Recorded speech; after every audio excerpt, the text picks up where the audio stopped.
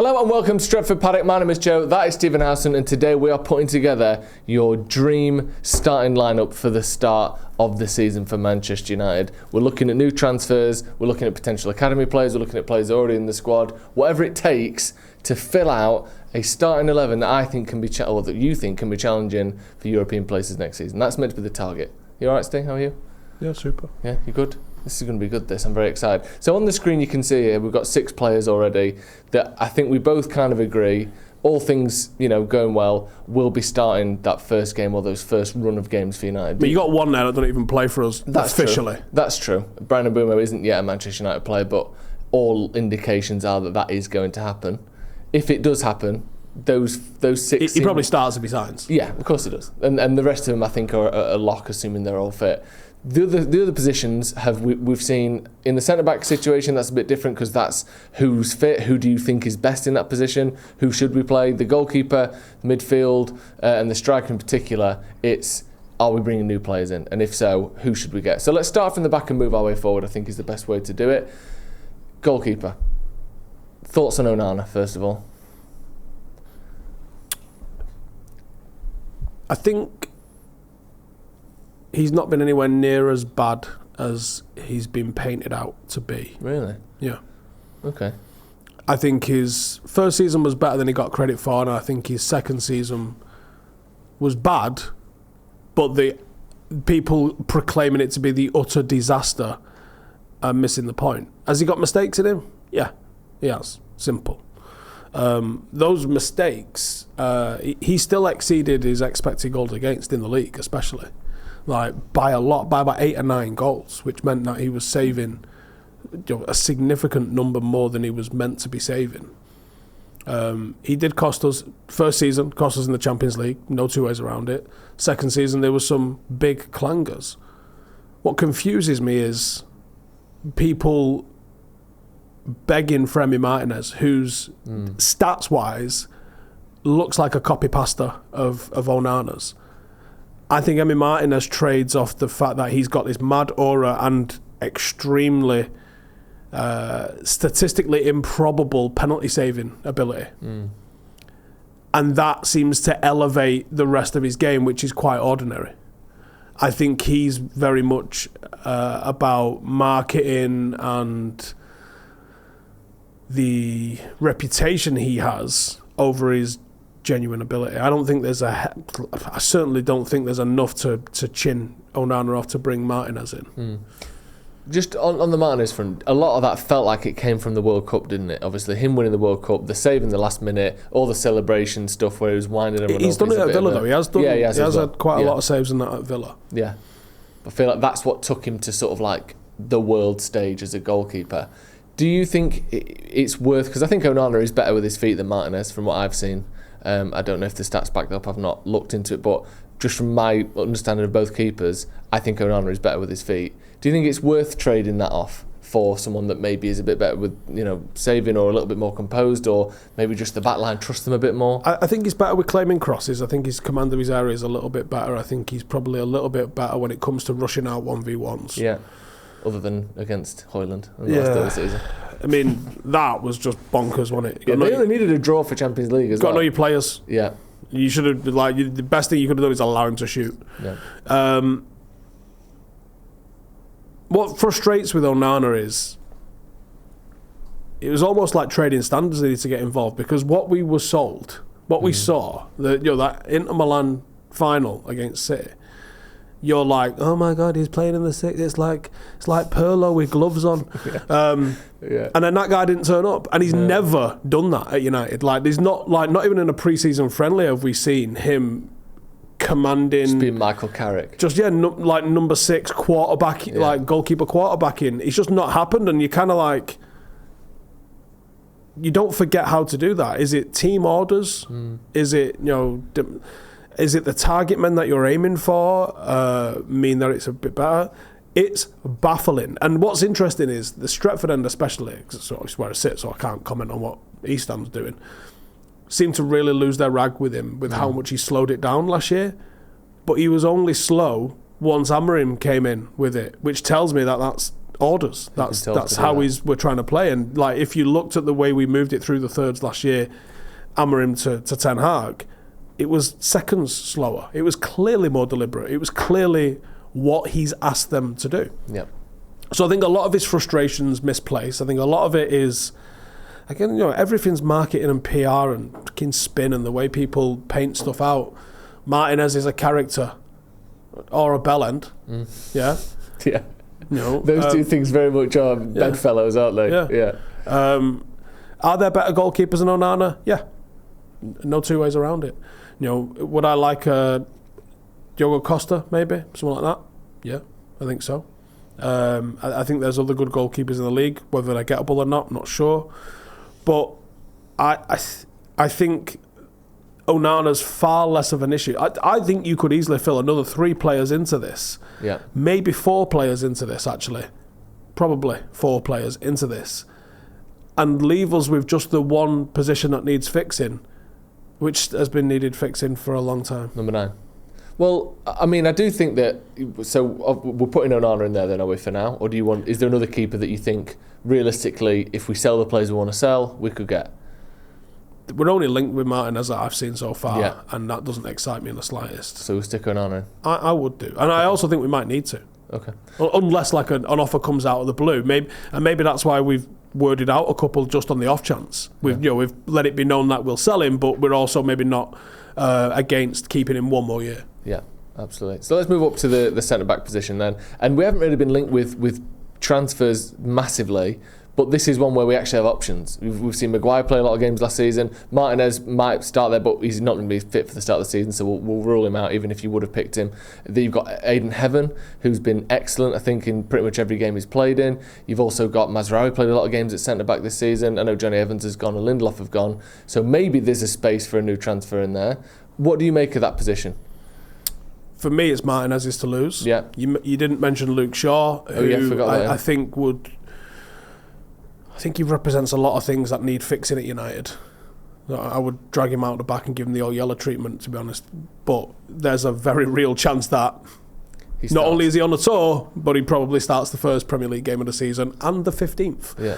I think there's a real chance of that. Probably doesn't start too many in between because he's probably pulled his calf. But I would think that there's a very strong chance Luke Shaw's still a Manchester United player next season. Aiden Heaven, I think he's very raw. I think he's got some good qualities about him. I don't think he's on the same level as Euro. Yes, he's young. Yes, he's exciting. But I think Euro's just got this maturity and decision-making about him that puts him just on a different level. I would expect Euro to start and be impactful as a starter. I think Aiden Heaven could start, not every week. I think you could come in and rely on him and be and a backup, and certainly a backup that gets used because everyone's made of chocolate in that back line. So I think he would come in and get used. Especially now you need 3 fit at all times as well. Yeah. You need an extra 1 or 2 anyway. Yeah. And then you add the fact that De Ligt, Euro, I mean, even Maguire at this stage in his career is more injury prone than he used to be. I mean, and Martinez obviously. And Shaw. Yeah. So I mean, literally they're all chocolates. So I think, it's not a drama having all those extra ones. I think it's probably going to be Mazraoui that starts. Right. Because I think he's just ahead. I think he's so reliable, so good in his duels. I really, really like Mazraoui. I think he's been an excellent signing for us. I don't think we play him in his natural position. No. I don't think his natural position is even a position we play anymore. No. We've sort of made it redundant. No, he's an old school right back. Yeah. So I don't think he's going to play too much in his natural position, but I think as a wide centre half, I think he's got a lot of real good qualities, and I think he works. So I think he probably will be Mazraoui. I think as your backup sort of options then, Shaw, Heaven, Maguire, Heaven, possibly Godwill. You've got some decent little options there as backups. Do we need another one? Could we do with another signing? Because like you said, Shaw, who knows what his career is going to be, whether he'll be fit, whether he'll have another injury that'll keep him out. We've lost Evans, we've lost Lindelof. And they played games last season, not a lot. Not really, they didn't. No, but by the end of the season, Lindelof played a few towards the end, and it felt like there was a reason for that. Okay. Johnny Evans didn't. No, not after Amorim first came in. He didn't really get anything, did he? No, I don't think we need another one. Especially with the emergence of Kokonki, I think he'll probably fill in that half a dozen games that whoever was going to get. Yeah. So no, I think we're all right in that area. Left wing back, I would say we're probably okay. I think the ceiling on all of them is not world class, like genuinely world class. But I think Dorgu, Amas, and Leon as three in and around it. If Leon sticks around, I think there's a chance he might go on loan again. It's possibly like La Liga or something like that. But you've got three options there that can work. In a squeeze, Mazraoui can fill in there. Yeah, we saw Dallo there last season as well. Yeah, if he has to. Could potentially fill in there, depending if he doesn't have to do much of the forward part of it. So left wing back's probably fine. Right wing back, I think there's a lot of decisions to be made here. I think if you get, and I don't know if we've got it, I think we've got a lot of depth and not a lot of obvious. There's so many players that are kind of going to get shoehorned into, like Mazraoui is not going to play his natural position. No. Bruno Fernandes, even if he starts, he's not going to be playing his natural position. We don't play his natural position. I don't necessarily think you're going to get the best out of Ahmad if he's a right wing back. Right. But I don't necessarily think you're going to get the best out of him if he played in the 10 either. Okay. I'm not sure if he would be like an out-and-out winger in a 4-2-3-1. But I do think it'll be Ahmad that starts. Over Dallo? Because Dallo does start a lot of games when he's fit. But he's awful. Well, but does the manager think that? The evidence suggests that he doesn't. Well, when has he had options? Not a whole lot, but he did play Ahmad there for a little bit, took him out, brought Dallo. I don't know, but he's had, I don't really think he's had the options, to be honest with you. So you think it'll be Ahmad then? I think if the defence is settled and it's just your starting choice three, and you get a midfielder that can actually cover some ground, because I think you've got, not every week though, and this is the beauty of this squad, which is still, I think, miles off being one that we can consider top four. What we do have is versatility. Right. So this can be a back five in mentality, or this can be a back three, and Dorgu and Ahmad can be sent on to get after him. You probably don't see Mbeumo and Ahmad week in, week out. I think you see them with the games that you think we can hold the ball and get at them. I think Anfield away, you're playing one of them, and maybe Mazraoui is the right wing back, or Dalot is the right wing back, and it's actually more of a back five. And maybe Fernandes moves into one of the 10 roles. Maybe it's a Casemiro Ugarte situation. Maybe it's maybe it's an Ugarte and another signing, a real defensive signing, like an Anton Stack, sort of just a pure meathead, blockhead, sort of can cover the ground kind of bigger boy. Yeah. Because we do really need some bigger boys in the squad. There's a lot of short players in that squad. Well, let's get onto that then, because the centre midfield spot, Laurie Whitwell today reiterated that United are, or Nama in particular, are keen on an athletic central midfielder. There's been some reports as well that Casemiro is back in talks with some of the Saudi clubs. I don't know how realistic they are, but one thing we know about Casemiro, it's a short-term option. They are going to be looking to replace him. It does seem as though after the centre forward, a central midfielder is a genuine transfer target for United. There's a few names been thrown around.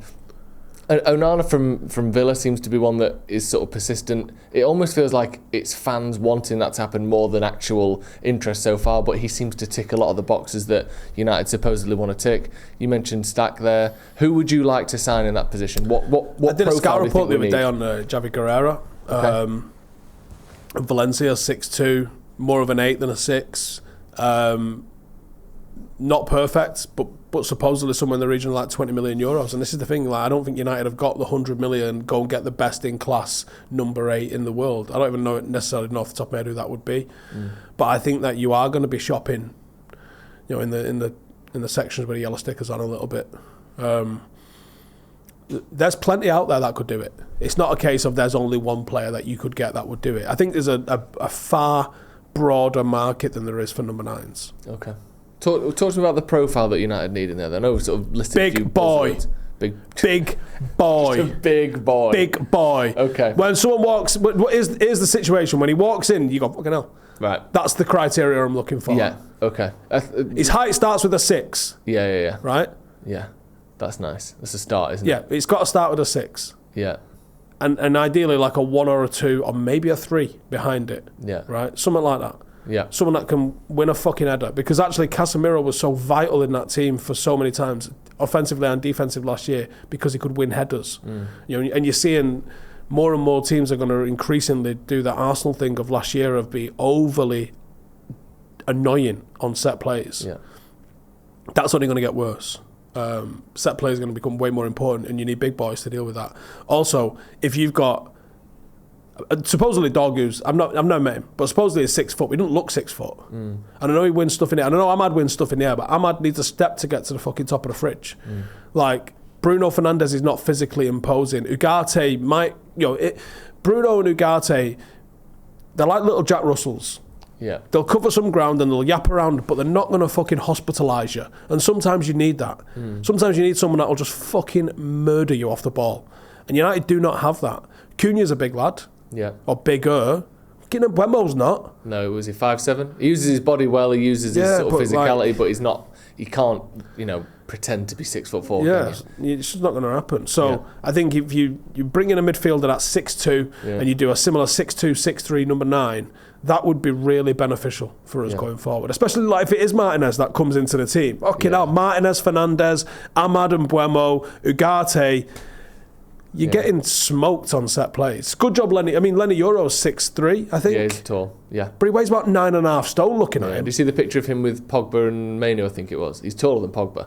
And Pogba's 6'2". I thought he was 6'4", Pogba. Well, I think he's one of them WWE sort of listed height and real height. But Euro's a big lad. They're both big. There's a Scottish fellow who plays for Napoli. Tall, leggy midfielder. Can win stuff in the air. Don't know if you've heard of him, Scott McTominay. Can't play in a 6. That's a good point, actually. Who do you want then? I know you mentioned a name there, but in a dream world, let's say we do have. I like Anton Stark. I like Herrera. Do you like Onana, or do you think that's too expensive? Again, I think he's an excellent combative midfielder. Yeah, I think he'd be brilliant in a 3. I think in a 6, you're asking someone, especially in the way I think that we're going to want to play.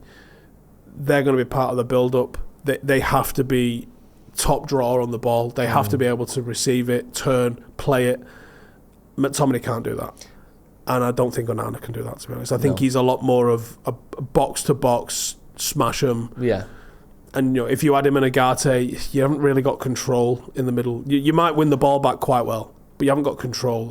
And then if you've got Bruno squeezed in there somewhere as well, there's no domination.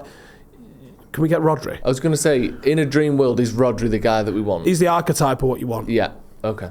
So it's just whoever, the next 6'4". Has anyone asked ChatGPT what the closest player to Rodri is? We'll There's a video series for you. ChatGPT picks transfer targets. But we'll have one by the end of this. I saw producer Ben whir into action there off camera, so we'll get that up for you in just a second. But we do need to sign someone. We need a player in there. 1,000,000%. Yeah, I agree. I think it's absolutely massive. Especially, you would expect that Casemiro isn't going to be substantially better and more leggy and faster next season than he was last season. Odds are that he isn't as he approaches his 33rd birthday.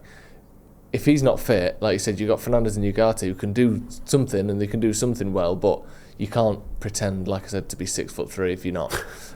Let's move to the striker then, and we'll get that update in a minute as it comes in. We need a striker. We want a striker. Who should we play up there? Who do we want to get? Who do you like out of the options? Who's available? Well, the names that have been mentioned, obviously, Victor Gyökeres has been mentioned a lot. Victor Osimhen has been mentioned a lot. Who else have we seen? We've seen Hugo Ekitike mentioned, and United have been in contact with Frankfurt about him, all in this sort of 60 to 80 million quid kind of region, that sub-mega money kind of region. The name that ChatGPT spat out was Declan Rice. It's not that far off, though. No, I would have him, but obviously we're not going to have him. You've probably got more chance of signing Rodri. Yeah, you probably have. Who do you like up front? Of those names, just to start with, and then we'll open it out I would say, out of those 3, in order, Gyökeres first. Okay. And I can't fully articulate why I prefer Gyökeres over... Maybe it's the prior relationship with Amorim and that factor, Premier League proven. Yeah. Sort of. Not really.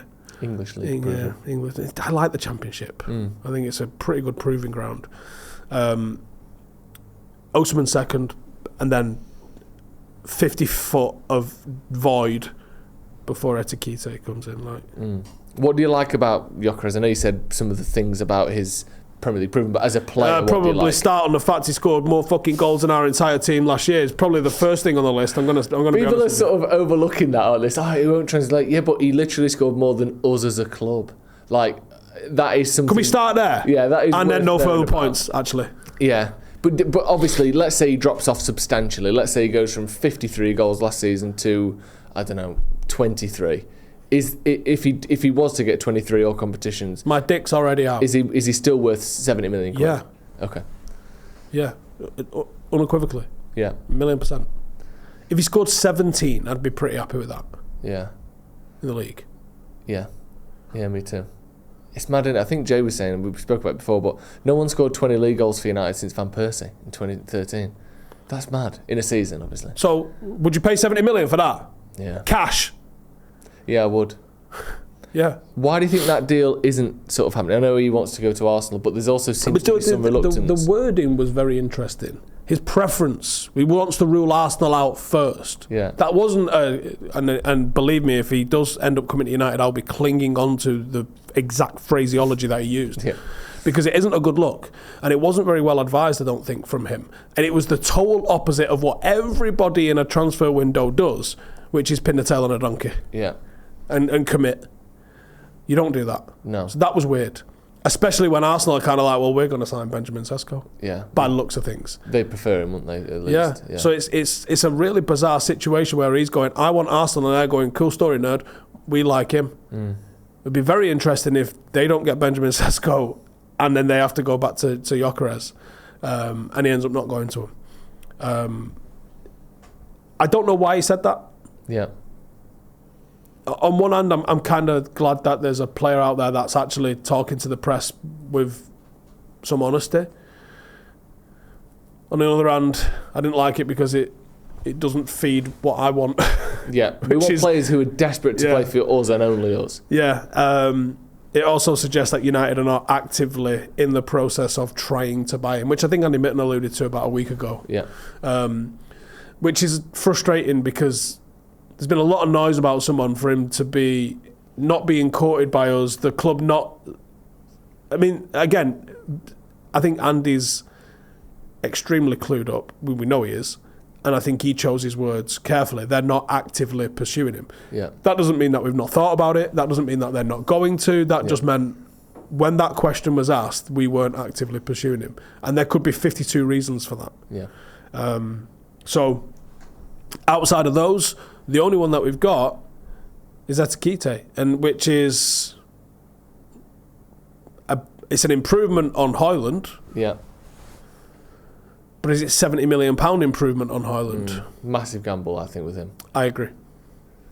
And he's young, obviously 22, but he's not. He's had sort of failed moves in the past, and he's someone that is kind of rebuilding a little bit, which always makes me just. I mean, I know Gyökeres has as well, with the Brighton move didn't work out at all, but I don't know. I just worry that they want the same amount as you're asking for a 53 goal a season player, plus Osimhen, who's bagged 20 plus goals just consistently for the last sort of 5-6 years now. What I like about Osimhen is the physical profile that he brings as well. Because again, that isn't a weakness on set plays. And very good in the air as well. That's another thing. Talking about set plays, you can imagine Mbeumo just clipping across to the back post and Osimhen knocking it in, can't you? You can see that all day. If you had to pick one though, and it doesn't have to be any of those three, but obviously they're the ones that have been most heavily linked. Well, there's nobody. The striker market is honestly not good at the moment. It's a really bizarre era of football where there just isn't strikers. There's goal-scoring wingers, but there's not strikers. It's a poor market for him at the moment. Out of all of those, I would go Gyökeres, even with him, shaking his arse at Arsenal to a greater or lesser degree. But the lack of movement across all of them, it's been like a weekend. Nothing's really changed. I saw there was an Nkunku rumour today, and you're like, right, again. Don't know. No, it's not exciting anyone, that is it? No. There's been some reports as well that United were offered him in January and weren't really bothered then, and still aren't really bothered now. So hopefully that's the case. Is it Chelsea pushing this then? Maybe. But yeah. So we know what we're going with then. So we're going Onana, we're going Mazraoui, we're going Ahmad, we're going Rodri, I think, in the middle is what we decided on. Obviously not. Give me a name for that. Let's put a face in there. It will be Ugarte. Ugarte. But let's pick a midfielder that you would like it to be.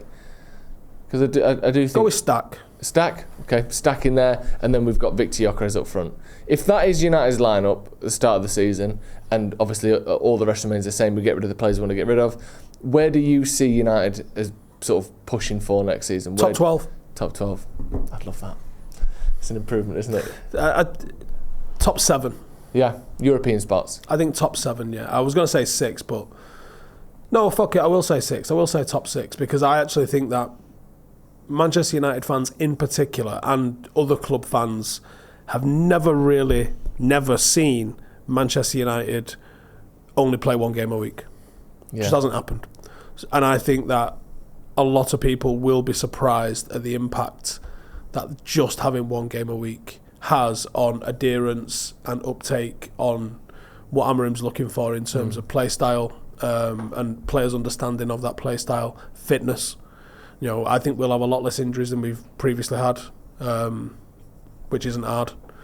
You know, I think that there'll be, you know, more availability from more of your better players, less tiredness, more opportunity to work on breaking down this specific opponent rather than being in fucking Trabzonspor on a fucking Thursday night, and then getting back early hours Friday, having a recovery session Friday, watching half an hour of a tape about how Chelsea do at set plays, and then going to Stamford Bridge on Sunday.